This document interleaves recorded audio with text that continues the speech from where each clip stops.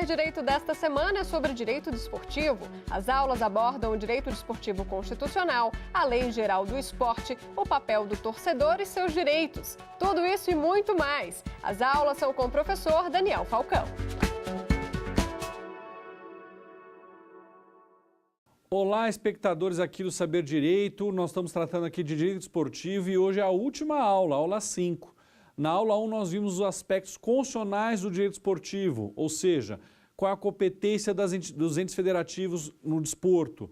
Vimos o que o artigo 5º da Constituição de Direitos e Garantias Fundamentais pode falar do esporte direto ou indiretamente. E no final vimos de forma bastante longa o artigo 217 da Constituição, que trata do desporto dentro do título da ordem social. Na aula 2 nós estudamos a lex esportiva, ou seja, o que essa esfera do direito privado internacional fala de esporte, qual é a relação com o direito brasileiro, os possíveis conflitos, da lex lúdica, ou seja, as regras do jogo. Na aula 3, nós fizemos um voo panorâmico sobre a Lei Pelé, Lei Geral do Esporte, Lei 9.615 de 98, tratando vários assuntos interessantes de obrigações, deveres, em especial das questões trabalhistas relacionadas nos contratos especiais de trabalho. Na última aula, na aula 4, nós vimos a justiça desportiva e o processo desportivo.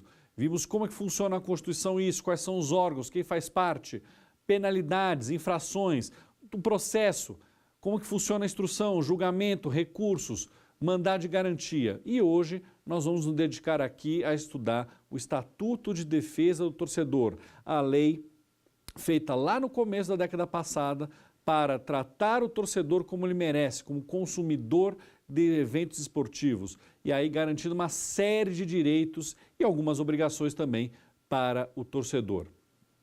Então, o Estatuto do Torcedor veio como uma lei, Estatuto de Defesa do Torcedor, veio como uma lei para, como já está dizendo o nome, defender o torcedor. A Lei Pelé já falava do torcedor como um consumidor, mas aqui ficou muito mais claro.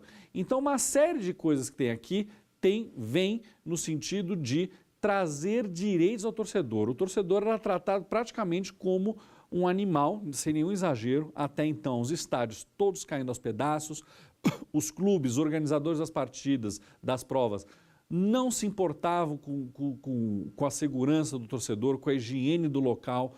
E uma coisa interessante que a gente vai ver daqui a pouco, o torcedor aqui, trazido pelo Estatuto do Torcedor, pelo Estatuto de Defesa do Torcedor, é o torcedor como consumidor, mas não só aquele que vai assistir ao jogo, que vai assistir à partida in loco, mas sim o torcedor que fica em casa, no sofá ou num bar, assistindo ao jogo, assistindo à partida, ele tem os mesmos direitos daquele torcedor que vai em campo, que vai em quadra, que vai na pista para assistir à prova.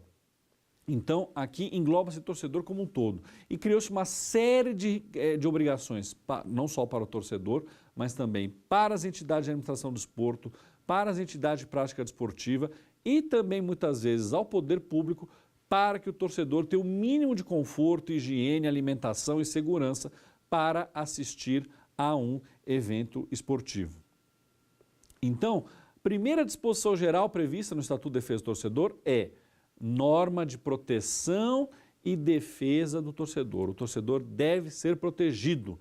Lembramos, até hoje acontece, mas diminuiu bastante. Havia muita briga nos estádios, nos ginásios, havia muita confusão. Já houve mortos em estádios por causa de confusão de torcida, por causa de confusão de jogador com a torcida. Isso, infelizmente, acontece, até hoje acontece, mas é mais incomum. Então, todos os atores do desporto têm responsabilidade para prevenir a violência, poder público, entidades de prática desportiva, entidade de administração do desporto, os atletas, os dirigentes, os árbitros, todos eles fazem parte desse sistema de proteção e de prevenção à violência no caso do evento esportivo. Agora, o Estatuto do Torcedor define o que é torcedor, e torcedor é apreciador, apoiador ou associado a uma entidade de prática desportiva, tanto em campo quanto no seu conforto do sofá, no seu conforto com seus amigos, num bar. Torcedor é aquele que basta apreciar, basta apoiar ou basta se associar a um clube ou a uma modalidade esportiva, ele tem todos esses direitos que nós vamos ver aqui, obviamente, resumidamente, garantidos pelo Estatuto do Torcedor. E um dos assuntos mais interessantes aqui, que por incrível que pareça não se delonga tanto quanto poderia se delongar, mas o Estatuto do Torcedor trata do assunto, é a torcida organizada. Então, normalmente se vê isso no futebol, mas você pode perceber, se você for assistir a uma partida em loco ou na televisão, você vai ver algumas faixas de grupos de pessoas que dizem que fazem parte daquele grupo, daquela associação. Aquilo é chamado de torcida organizada. Eles normalmente vão com a mesma roupa, com a mesma camiseta ou com camisetas muito parecidas que identificam o clube pelo qual eles apoiam, mas ao mesmo tempo identificam também a qual entidade de torcida organizada eles fazem parte. E o Estatuto do Torcedor diz que uma torcida organizada pode ser uma pessoa jurídica de direito privado ou algo existente de fato. Tem muitas torcidas organizadas que não são registradas, não têm CNPJ, mas existem de fato. E para que isso era uma torcida organizada? Eles se organizam com o fim de torcer e apoiar aquela modalidade ou aquela entidade de prática desportiva, ou seja, o clube. E ali, imediatamente, é uma obrigação para essas entidades de fato ou pessoas jurídicas de direito privado que se identificam como torcida organizada, elas têm que ter todos os seus membros cadastrados, com RG, CPF, foto, escolaridade, entre outros assuntos, para eventualmente facilitar uma possível investigação contra algum tipo de crime cometido por um de seus membros. Certo? E, logo em seguida, ainda nas disposições gerais, o Estatuto do Torcedor equipara o conceito de fornecedor do Código de Defesa do Consumidor com a entidade organizadora da competição, bem como a entidade de prática desportiva detentora do mando de jogo. Então, lembra na aula passada que eu falei sobre o mando de jogo, que um clube, por exemplo, pode perder um mando de jogo? Está aqui, ele é fornecedor no sentido consumerista, no sentido que diz o Código de Defesa do Consumidor. Então, ele, clube, que manda o jogo, tem responsabilidade civis e penais, aqui, e possivelmente penais por meio de seus dirigentes, e desportivas, nós já vimos isso na aula passada, para com o torcedor. Então, por isso que o mando de jogo é fundamental. O mando de jogo, ele tem toda essa responsabilidade, mas ele tem uma vantagem desportiva. Ele que escolhe onde que será realizada a partida. Quase sempre no mesmo estádio, no mesmo ginásio. Então o clube, porque quer ganhar dinheiro, ele escolhe, o meu estádio é esse, eu alugo, ele é meu, de minha propriedade, e manda os jogos ali, porque já tem todo um esquema formado para que ele possa lucrar o máximo possível realizando os jogos na sua casa alugada ou própria. Casa aqui, estou falando estádio, ginásio, pista, coisas do tipo. Só que, ao mesmo tempo, ele tem uma série de responsabilidades que nós vamos estudar agora. Lembrando, mando de jogo no Brasil tá lá, time A na esquerda versus time B na direita lá no papel. Mando de jogo é o time da esquerda. Isso no Brasil significa, então tá lá, por exemplo, São Paulo versus Flamengo. Quem tem o mando de campo é o São Paulo, que aparece à sua esquerda, que aparece em primeiro lugar. Nos Estados Unidos isso é o contrário, quem tem o mando de jogo é o segundo. A nossa tradição diz que o time é à esquerda. Nos Estados Unidos é o time à direita, com a ideia de São Paulo e Flamengo, então São Paulo visitará o Flamengo, aqui é o contrário. O São Paulo manda o jogo, ou seja, o Flamengo visita o São Paulo. Mas no Brasil, a tradição é o clube que está à esquerda na tabela é o mandante e tem essa série de responsabilidades desportivas e civis que nós vamos estudar a seguir. Uma das coisas mais importantes que o Estatuto do Torcedor trouxe aqui para nós é a necessidade de transparência, ou seja, a organização do evento deve ser absolutamente transparente e os clubes têm algumas obrigações de transparência com o seu torcedor. Então, uma série de requisitos de transparência foram consagrados pelo Estatuto do Torcedor para que não haja um efeito surpresa. Antigamente existiam alguns campeonatos, algumas federações, alguns clubes que se envolviam em conluios para se beneficiarem das famosas viradas de mesa, né? Quando eu for tratar de rebaixamento e acesso, coisa que o Estatuto do Torcedor traz, eu vou explicar para vocês do que se trata essa questão. Então, havia acordos feitos por debaixo do pano para se beneficiar um clube A e prejudicar um clube B. O Estatuto do Torcedor veio justamente tentar que isso não aconteça mais. E isso foi uma grande vitória do Estatuto do Torcedor. Não me lembro mais de ter havido viradas de mesa, coisa que eu vou explicar daqui a pouco, pós-vigência do Estatuto do Torcedor. Então, a transparência aqui envolve o regulamento ter que ser conhecido com certo período de antecedência pelos torcedores, publicado nos sítios na internet das federações. As tabelas dizendo quais são os jogos, quando que eles vão ser, não que vai ter exatamente em abril, dizendo quando que vai ser um jogo em dezembro, tal horário, tal data. Mas você tem uma noção que naquele final de semana, podendo ser no sábado ou no domingo, vai ter um jogo entre aquelas duas equipes. Há necessidade de haver um ouvidor e uma série de regras envolvendo o ouvidor para que as pessoas possam reclamar junto à ouvidoria do campeonato sobre problemas no estádio, problemas na higiene e problemas no campeonato em si. Há a obrigação de que a federação publique os borderôs. O que é um borderô? É um relatório financeiro daquela partida. Quantas pessoas vieram aqui assistir ao jogo? Quanto elas pagaram de ingresso? Quanto foi gasto na ambulância? Quanto foi gasto na arbitragem? Para que as pessoas saibam se o clube ganhou dinheiro ou se o clube perdeu dinheiro. Cito um exemplo sem citar os nomes. Houve há um tempo atrás um dirigente de um clube carioca, que naquela época não existia Estatuto Torcedor, ele mandou o jogo, ele tinha arrecadação, naquela época mal se pagava com cartão de crédito o ingresso, todo mundo ia lá e comprava em dinheiro vivo o ingresso. E foram milhões de reais a arrecadação e ele pegou as bolsas de dinheiro e colocou no carro dele. E depois foi assaltado, levaram todo o dinheiro. Algumas pessoas desconfiaram que aquilo, na verdade, tinha sido montado pelo dirigente para que o dinheiro sumisse. Ou pode ter sido também um assalto real. Hoje não pode mais isso acontecer, porque você sabe quanto arrecadou e esse dinheiro tem que ir para um lugar determinado. Você não pode sair com esse dinheiro lá num bolso com risco disso de acontecer. Lembrando que você tem uma série de despesas que o mandante de campo tem que pagar, como dei exemplo, ambulância, médico, arbitragem, a iluminação, o aluguel do estádio, se for o caso.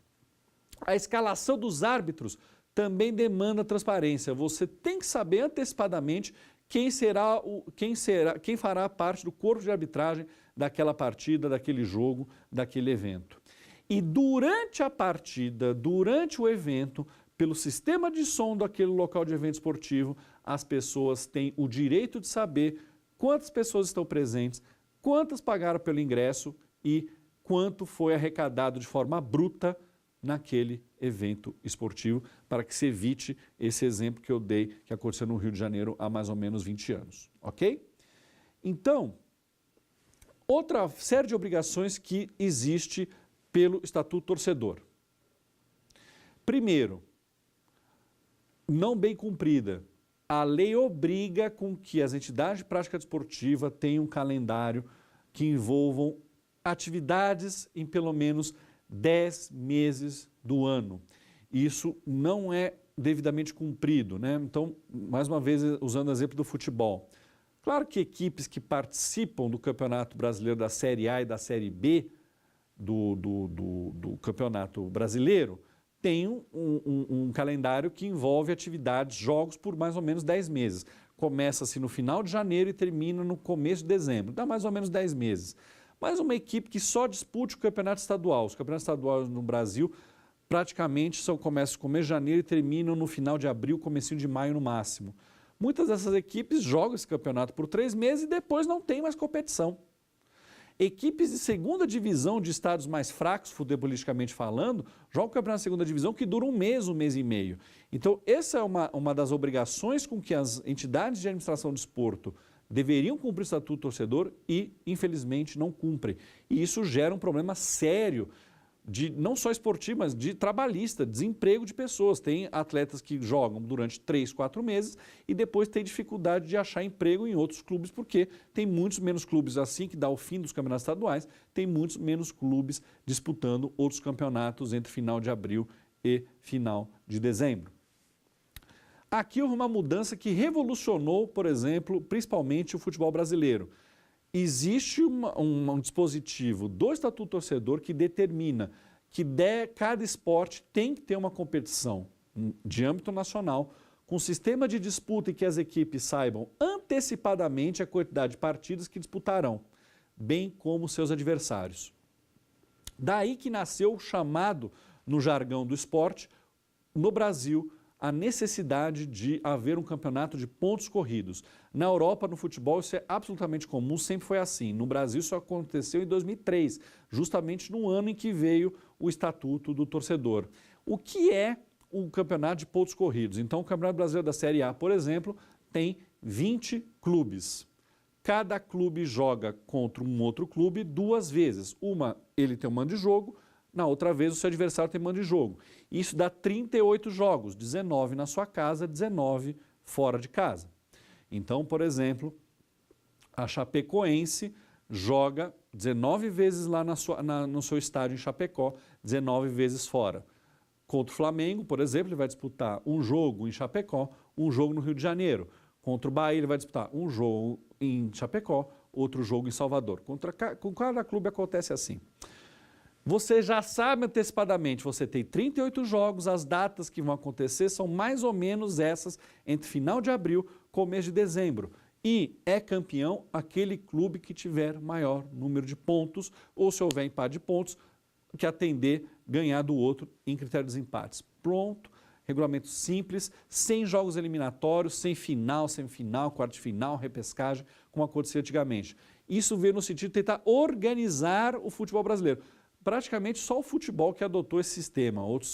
Em outros esportes, basquete, vôlei, por exemplo, se adota sistemas eliminatórios que são da tradição daqueles esportes. No Brasil, a tradição foi alterada em 2003 e o Campeonato de Pontos Corridos pegou e desde 2003 ele acontece, já houve com 26 clubes, com 24 clubes, mas já faz um bom tempo que são com 20 clubes, 19 jogos em casa, 19 jogos fora. Você já sabe exatamente o seu calendário, já sabe planejar financeiramente o seu calendário no ano.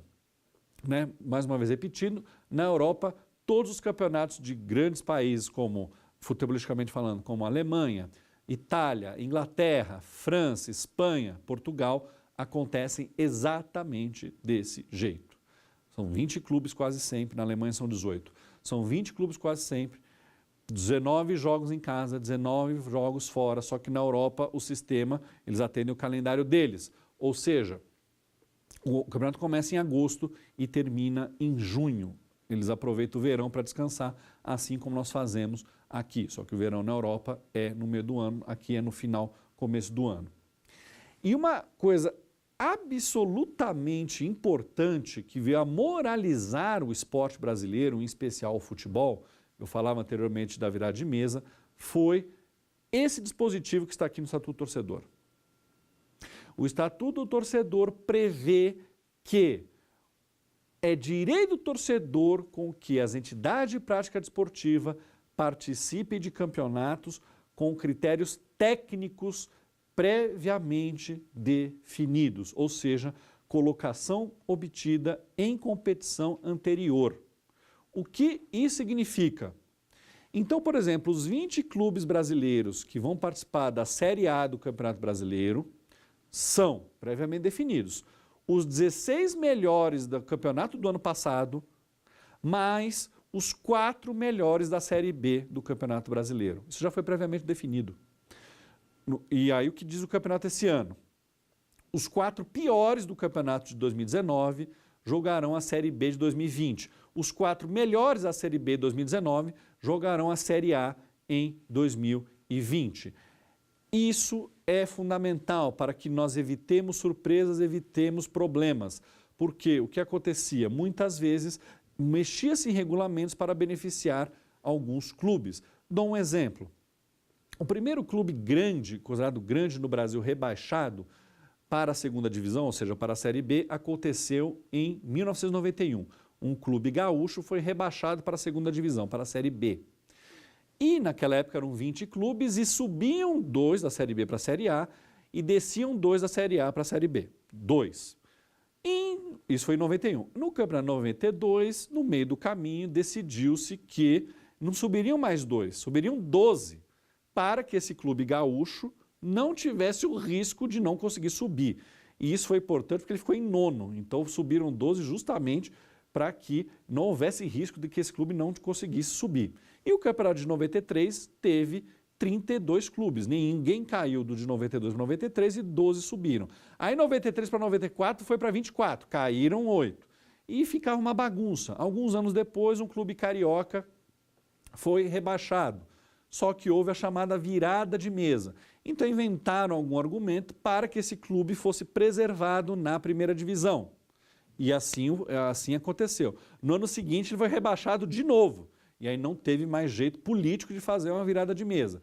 Em 98 ele disputou a Série B e esse clube carioca acabou caindo para a Série C em 99. Caiu para a Série C, ganhou a Série C e depois, por um caso Gama, que nós já explicamos em aula anterior, içaram esse clube da Série C direto para a Série A em 2000 e desde então ele está na Série A.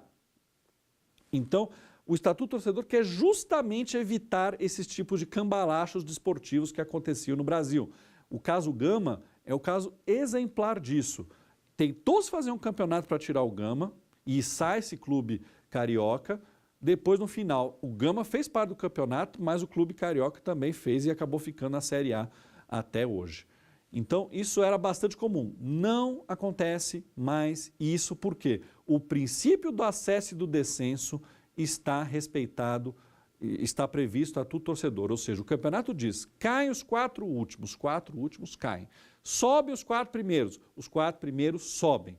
Só aconteceu um caso em 2013 com esse mesmo clube, mas ali foi um pouco diferente, por quê? Esse clube que tinha sido içado foi rebaixado em 2013, mas descobriu-se que um outro clube que tinha se salvado do descenso, ou seja, tinha se salvado do rebaixamento, tinha cometido uma infração desportiva, tinha colocado um jogador que não poderia jogar aquele jogo, aí houve perda de pontos para esse clube que perdeu os pontos no STJD foi rebaixado no lugar desse clube carioca.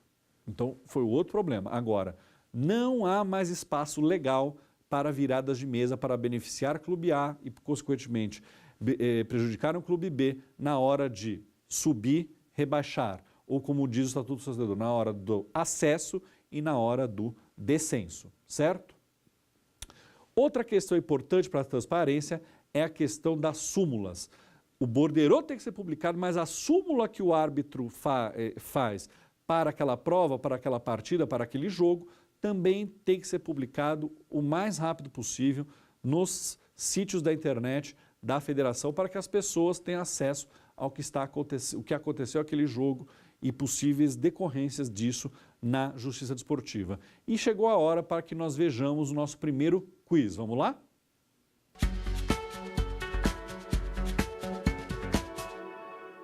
O Estatuto do Torcedor prevê que a prevenção da violência é a responsabilidade, dentre outros, do A. Comitê Olímpico Internacional, B. FIFA, Federação Internacional de Futebol Association, C. Tribunal de Justiça Desportiva Antidopagem e D. Poder Público. Essa está tranquila, né? Resposta D de dado, Poder Público. O Poder Público tem responsabilidade para prevenir violência e responsabilidade nisso. A FIFA não tem, a FIFA só organizou campeonatos aqui na Copa do Mundo. A Lei Geral da Copa tratava disso. O COI só organizou eventos aqui quando nós tivemos a Olimpíada no Rio de Janeiro de 2016. A lei que trata da Olimpíada tratou disso. O TJDAD, Tribunal de Justiça de Dopagem, não tem nada a ver com prevenção de violência. Agora, o poder público, por meio dos seus municípios, estados e União, em especial as polícias dos estados, a Polícia Civil, a Polícia Militar dos estados, tem responsabilidade na questão da prevenção da violência, certo? E aí vem a questão da segurança do torcedor, que prevê uma série de coisas, uma série de dispositivos para que a pessoa possa ter segurança no evento esportivo, nos arredores do evento esportivo e no trajeto de ida e volta para o evento esportivo. Então ele tem direito à segurança antes, durante e após as partidas. Ele tem, os portadores de deficiência física têm garantido direito de acessibilidade, tem que ter rampas, tem que ter lugares especiais. Posse de ingresso. O torcedor no evento esportivo é aquele que tem um ingresso sob sua posse. Se uma pessoa está lá andando do lado do ginásio, estádio, mas não tem nada a ver com aquilo, ele não é torcedor conforme o Estatuto do Torcedor. Há obrigação para que os torcedores se submetam a uma revista pessoal, ou seja, a polícia ou algum segurança, pode fazer uma revista para ver se você não está com algum objeto inadequado. E, aí vem uma questão constitucional interessante, o Estatuto do Torcedor diz que você não pode emitir mensagens, por exemplo, num cartaz, ofensivas, racistas ou xenófobas. Racistas e xenófobas é claramente vedado pela Constituição esse tipo de discriminação. Então, por exemplo, num jogo entre um clube brasileiro e argentino, você vir com uma mensagem contra os argentinos, isso é xenofobia.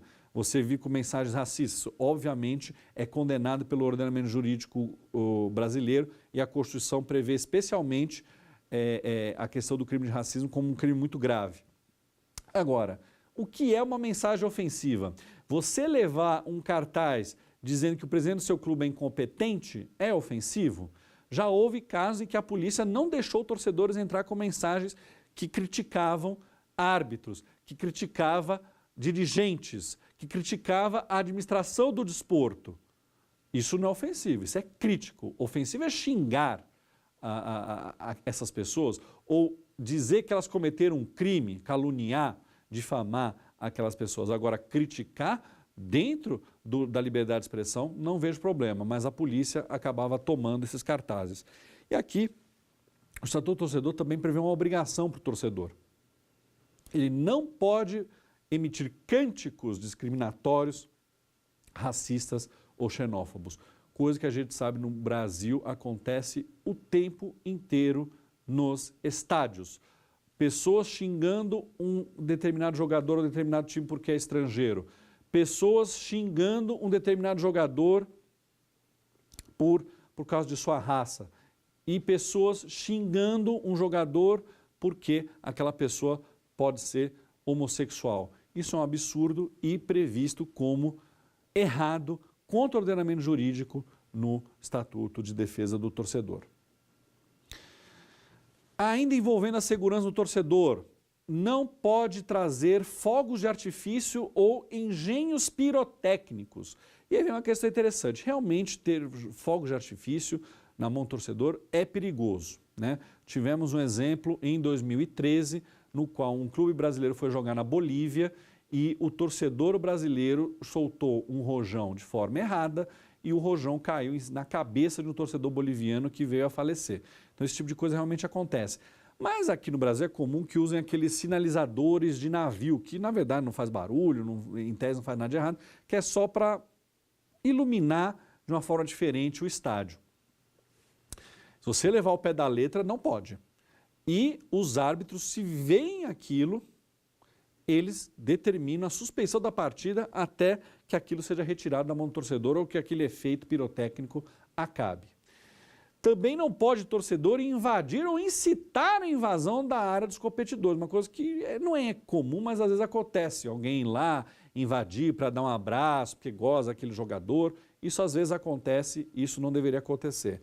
E mais uma vez, responsável pela segurança do torcedor é principalmente o mandante do jogo. Então, o mandante do jogo tem que ter essa série de preocupações, porque se acontecer algum problema, ele pode responder civilmente por esse eventual problema. Ele tem que contratar seguros de acidentes pessoais para todos os torcedores.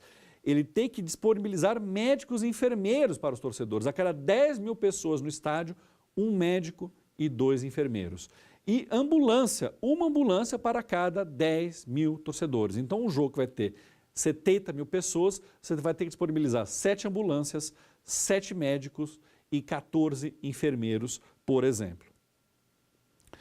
E uma outra obrigação interessante, nos estádios, nas praças esportivas, cuja capacidade for maior de 10 mil pessoas, essas praças de eventos esportivos são obrigadas a ter um sistema de monitoramento de imagens.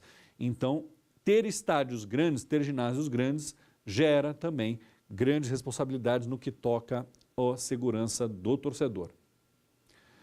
Quanto aos ingressos, o Estatuto de Defesa do Torcedor é bastante simples. No mínimo 72 horas de antecedência daquela prova ou 48 horas de antecedência para vender o ingresso, cujo a partida teve que ser marcada em cima da hora por causa de uma questão eliminatória. Como é que isso acontece desportivamente? Estamos tendo as semifinais de um campeonato, a gente não sabe quem vai para a final ainda. Então, no dia que você sabe quem são os 2 finalistas e marca para um dia, provavelmente 3 dias depois, por exemplo, então o prazo é menor para que se faça a organização, mas a partida está marcada, por exemplo, define-se na quarta os finalistas, a partida está marcada para o domingo, na sexta-feira, 48 horas antes da partida, tem que já ter disponibilização de ingressos. Isso demanda uma organização muito grande daquele clube mandante. Se for partida de primeira ou segunda divisão, tem que haver 5 postos de venda espalhados pelo município no qual haverá o jogo, para que as pessoas possam comprar o ingresso presencialmente.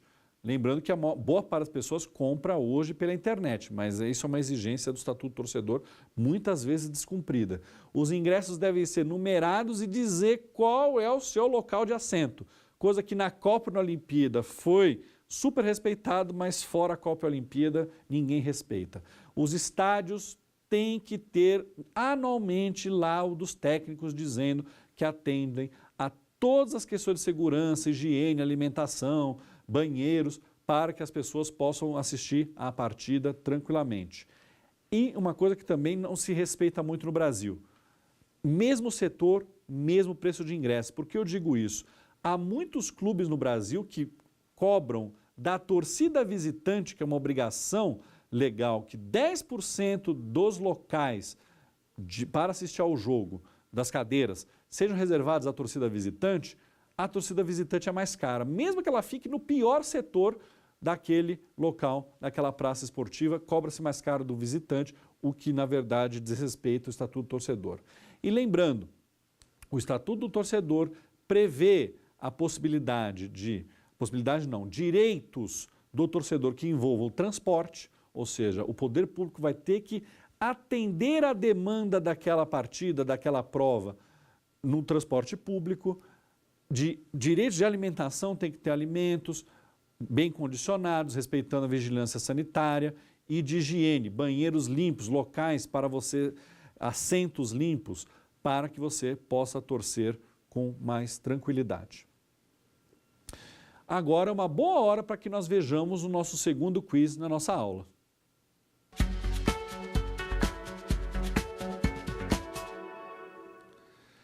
Não está entre os direitos do torcedor, conforme seu estatuto, divulgação da renda obtida pelo pagamento de ingressos durante a partida. B.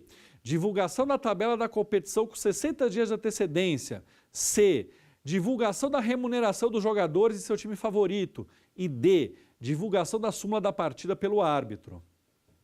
Essa aqui é muito fácil. Todo mundo quer saber quanto o seu jogador ganha, porque o torcedor que mais gosta, mais fanático, ele faz essa avaliação, poxa, mas esse jogador está ganhando muito bem pelo que ele está jogando, as pessoas gostam de fazer essa relação. Isso não necessariamente tem relação.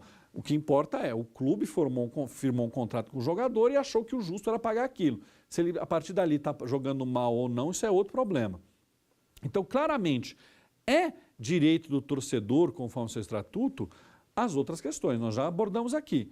Ele tem o direito de saber quanto foi obtido de renda naquela partida, ele tem o direito de saber qual é a tabela de competição com antecedência e ele tem direito a ver a súmula da partida feita pelo árbitro posteriormente. Agora, o Estatuto do Torcedor não garante ao torcedor o direito de saber quantos jogadores recebem de salário, dias de imagens e alguns tipos de bônus, certo?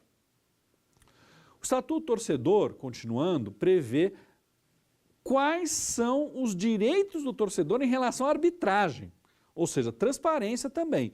E a arbitragem tem que ser independente, imparcial e previamente remunerada e isenta de pressões. Previamente remunerada por quê, senhores? Você vai lá arbitrar um jogo e o mandante não gostou da sua arbitragem, ele pode, não vou te pagar.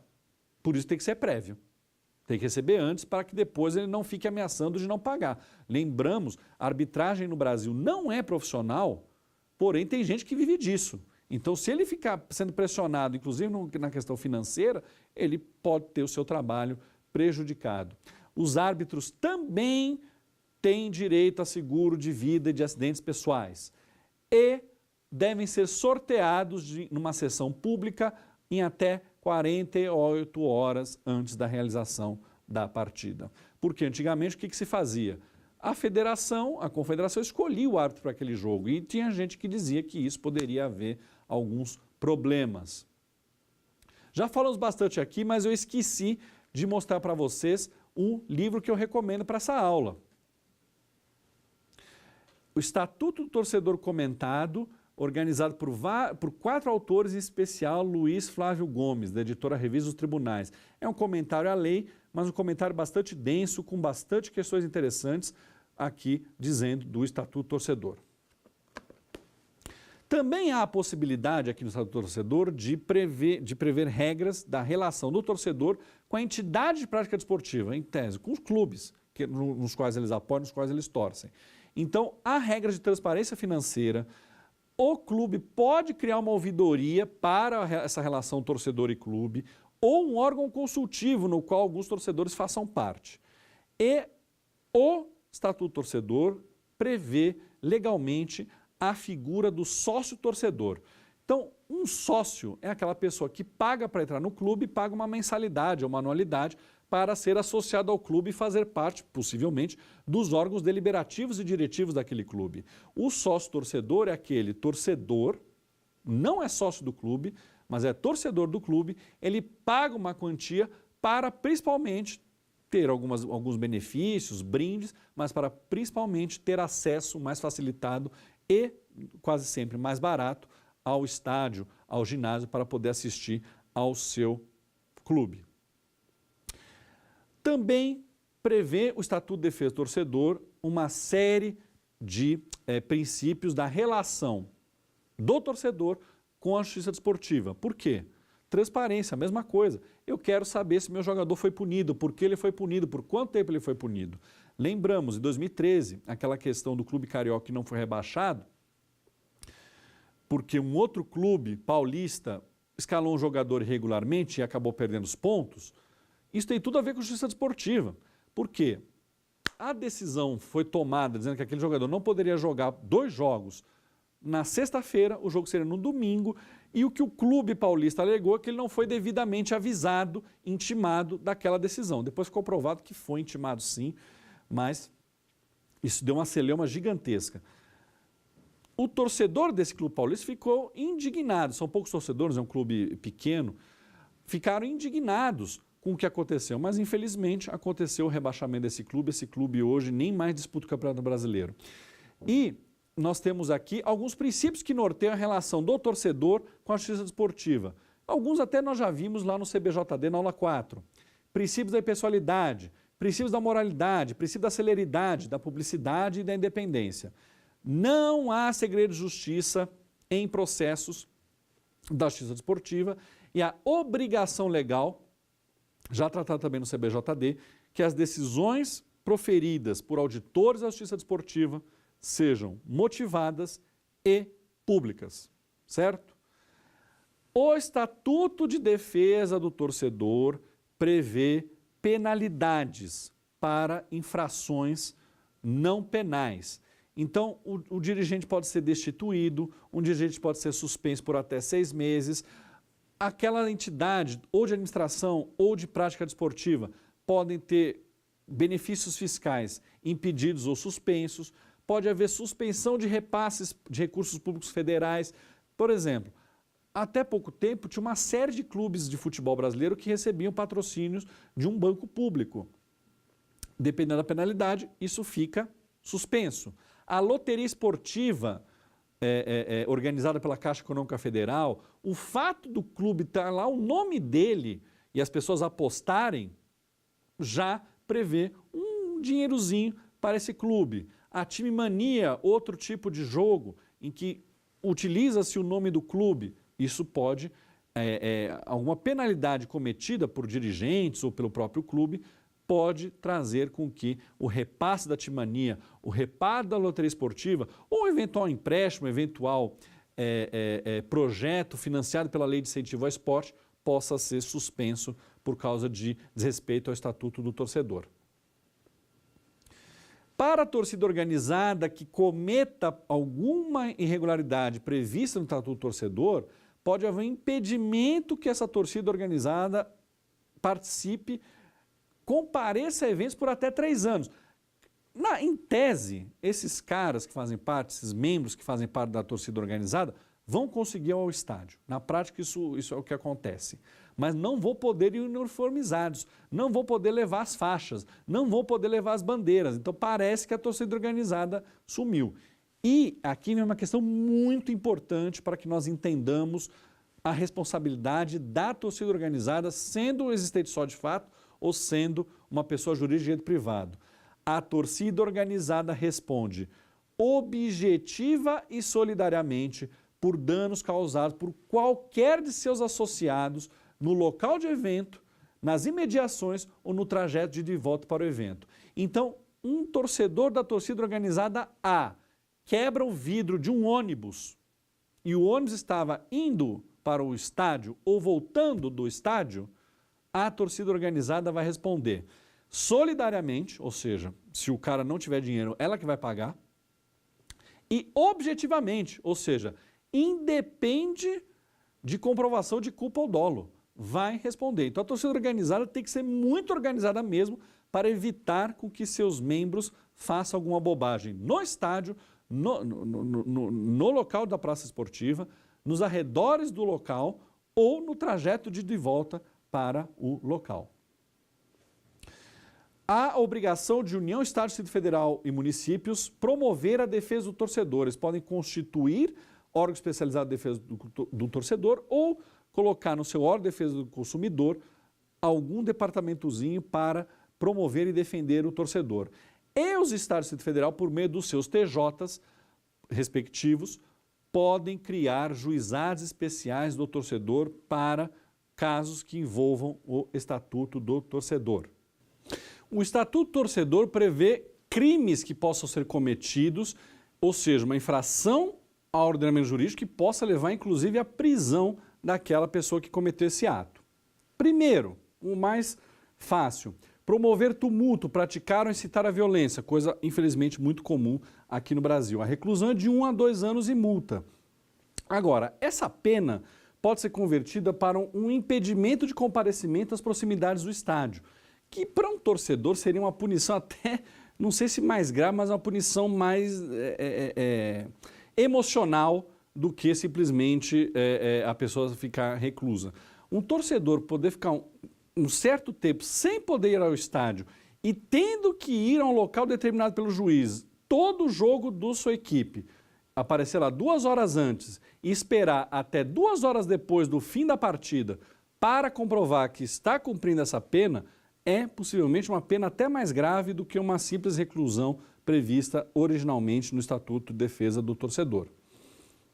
Também, outra que a gente tinha até falado rapidamente lá na aula passada, é solicitar ou aceitar vantagem ou promessa de vantagem patrimonial ou não patrimonial para qualquer ato ou omissão destinado a alterar ou falsear o resultado de competição esportiva. Reclusão de 2 a 6 anos e multa. Não só solicitar ou aceitar a vantagem, mas como dar a vantagem, prometer a vantagem, é um outro tipo penal, mas a pena é a mesma. Reclusão de 2 a 6 anos e multa. Qual é a questão de ser tão importante o Estatuto do Torcedor prever isso aqui?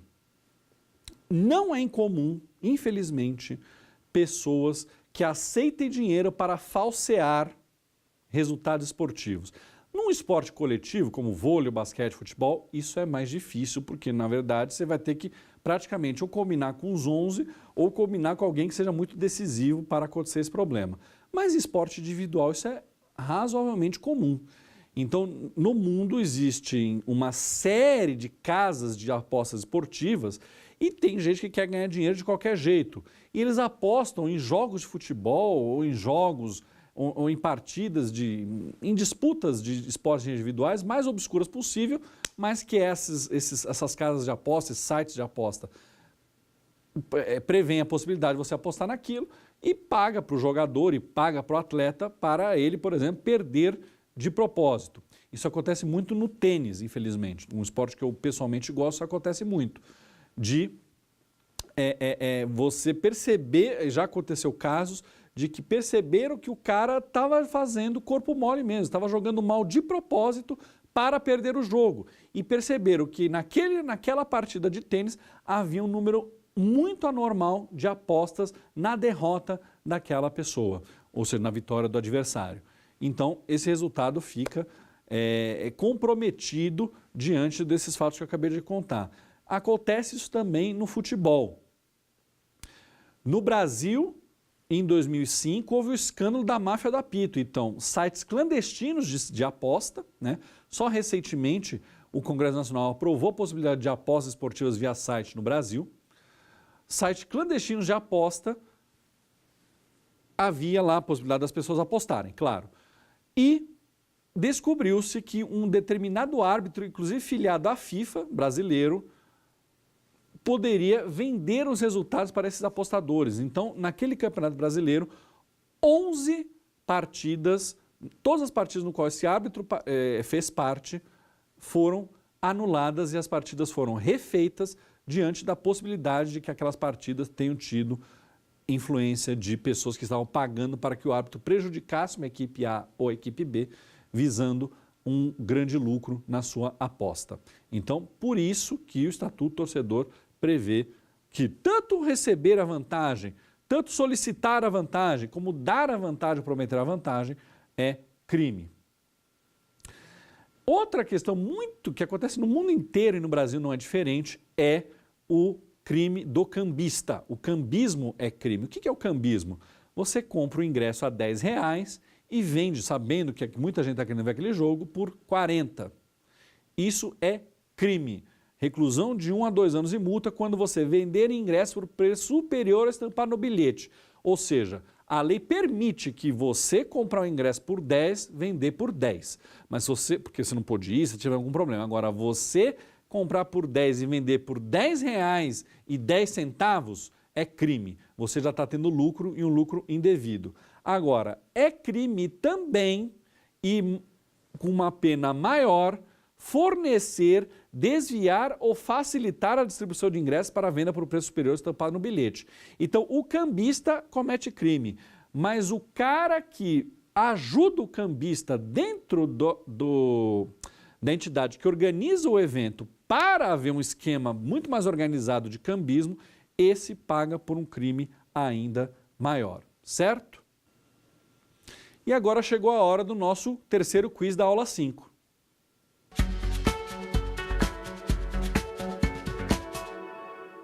Não é crime, conforme Estatuto Torcedor: A.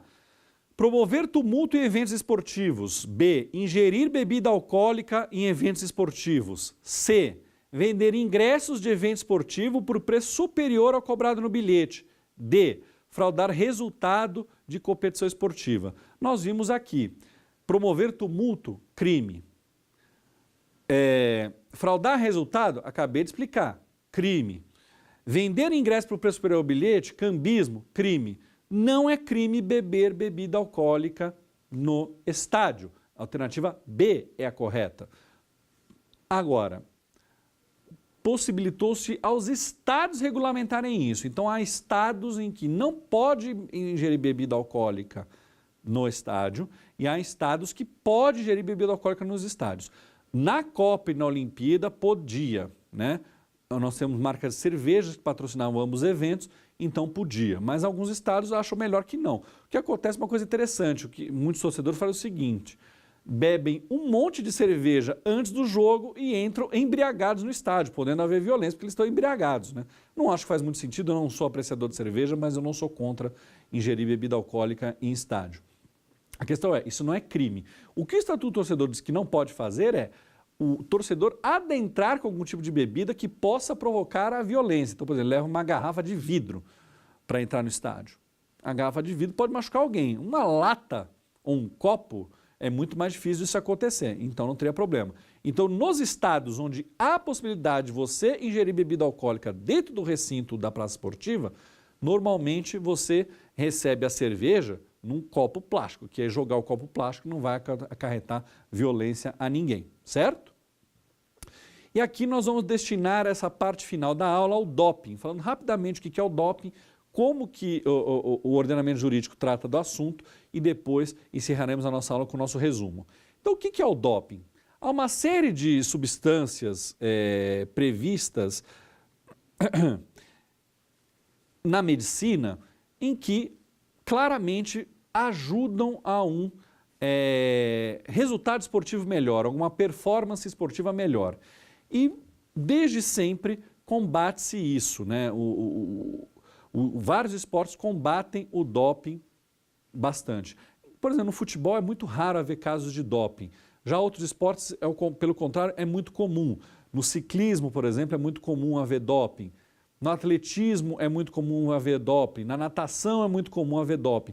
Em esportes individuais, a tendência é haver mais doping do que em esportes coletivos. Para o combate ao doping, o Comitê Olímpico Internacional criou a WADA, W-A-D-A, em inglês, Agência Mundial Antidoping, que é uma fundação privada e que competia a ela redigir e aplicar o Código Mundial Antidoping. Agora, cada esporte tem suas regras no sentido de quais substâncias são proibidas. Então, por exemplo, o xadrez, que é um esporte, inclusive um esporte cuja federação é filiada ao COI. Alguma droga que facilite a concentração do enxadrista é proibida, enquanto essa droga não necessariamente seja proibida em algum outro esporte. No tiro esportivo, também essa substância que facilita a concentração vai ser proibida, enquanto, por exemplo, no futebol não necessariamente vai ser. Quais são os fundamentos para o doping, do combate ao doping? Saúde, né? Eu lembro que eu comentei numa aula passada, havia atletas dopados que não sabiam que estavam sendo dopados por seus médicos, por seus treinadores. E aí, depois que deixaram de ser atletas, agora tem problemas no fígado, problema no rim, por exemplo. O fair play, a ética, a honestidade, o respeito às regras, às leis, aos adversários e a si próprios. Doping não é bacana, doping não é legal e cada esporte combate de um jeito o doping. Por quê? Você está dopado, você no fundo está utilizando um artifício fora do esporte para conseguir ter um rendimento melhor que o seu adversário. Isso foge do espírito esportivo. Isso é tão importante que é uma convenção internacional contra o doping nos esportes, assinada em Paris lá em 2005. E o ônus da prova é da Agência Mundial Antidoping, que age em todos os países filiados ao movimento olímpico, em todos os esportes. Então aqui no Brasil, até recentemente, o STJD de cada esporte julgava doping. E isso mostrou-se ruim. A WADA foi contra e o COI foi contra. Por que eles ambos foram contra? Porque havia uma certa, como que eu posso dizer, uma certa boa vontade com os atletas dopados. Ah, esse atleta é o nosso grande atleta, nós não vamos punir, ele representa a natação, representa o nosso atletismo. Então foi criado no Brasil em 2016 um órgão só para cuidar das infrações desportivas relacionadas ao doping, o TJDAD, Tribunal de Justiça Desportiva Antidoping, sediado aqui em Brasília e ligado à Secretaria de Esporte do Ministério da Cidadania. Quais são as consequências numa possível punição por doping? Invalidação do resultado, suspensão e suspensão preventiva. Então o doping é combatido pelas organizações internacionais, pela OADA, pelo COI e pelas federações internacionais e nacionais desportivas. Então, resumindo a nossa aula número 5, encerrando o nosso curso. Nós vimos aspectos constitucionais do esporte, nós vimos os aspectos do direito internacional do esporte, nós vimos a Lei Geral do Esporte, a Lei Pelé, vimos a Justiça Esportiva e hoje vimos o Estatuto do Torcedor e, rapidamente, doping. Então nós fizemos um bom fechamento aqui do direito esportivo. Na aula de hoje nós vimos tudo que o Estatuto do Torcedor prevê de direitos e obrigações do torcedor, principalmente relacionados à transparência da competição, transparência das entidades que fazem parte daquele esporte e proteção ao torcedor como consumidor. Então eu queria muito agradecer vocês pela oportunidade de estar aqui na TV Justiça, de apresentar o direito esportivo, um direito tão pouco difundido nas nossas faculdades, e ver como é legal e como é rico uma discussão jurídica por um tema diferente. Me procure nas redes sociais, Daniel Falcão, no Facebook, no Twitter e também na internet. Um abraço a todos, muito obrigado pela oportunidade e estudem sempre que vocês conseguirão o que vocês almejam. Um abraço.